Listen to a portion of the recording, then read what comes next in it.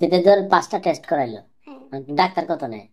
Doctor আপনার যে টেস্টের যে অ্যামাউন্টটা আসে এটা 50% আমাদের ল্যাবে থাকে আর 50% ডাক্তারের। ডাক্তার যে টেস্টের কমিশন নেয় বহুদিন ধরে বলেছি, এবার একজন ডায়াগনস্টিকের কর্মীর ব্যাখ্যা শোনেন, ভয়েস চেঞ্জ করে দিয়েছি তার নিরাপত্তার স্বার্থে।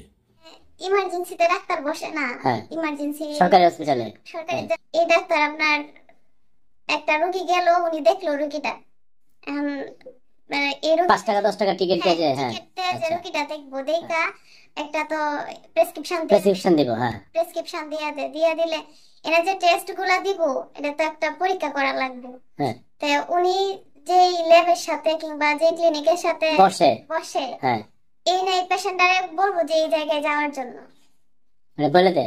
বইলা দে, মানে উনি বইলা দিব যে এই এই প্রতিষ্ঠানে যান, এই ল্যাবে যান। আর এই এই যে 5 টাকার যে এটা থাকে এটার মধ্যে আবার উনি একটা ওনার একটা সিল মেরে দেয়, ওনার পার্সোনাল একটা সিল মেরে দেয়, যাতে আমরা সহজে বুঝতে পারি যে এটা এই এই স্যারের পেশেন্ট। আচ্ছা, পরে তো তোরা কি করস? পরে আমরা এই স্যারের নামে এন্ট্রি করি, রোগীটারে এন্ট্রি করলে উনি আবার এন থেকে টাকা নেয়।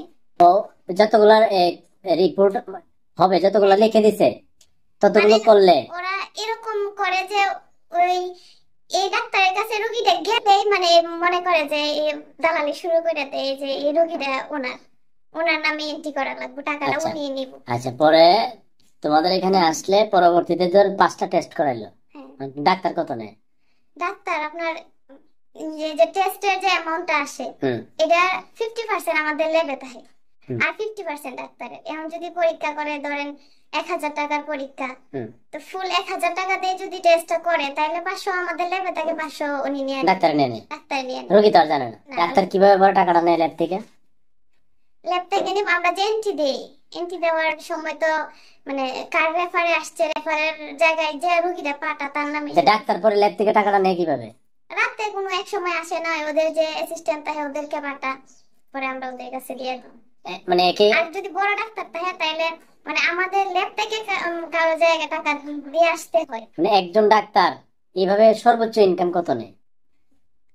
এই 8000 9000ও মানে আমার দেখা দৈনিক এরকম টাকা নিছে শুধু টেস্টের কমিশন। তাহলে সরকারি হসপিটালে গিয়ে মানুষ বাঁচার রাস্তা নাই, হ্যাঁ ওকে বিক্রি হয়ে যায়। আচ্ছা, যে টেস্ট গুলো ডাক্তার দিছে সবগুলো কি তার রোগীর দরকার না বেদরকারি ওদের?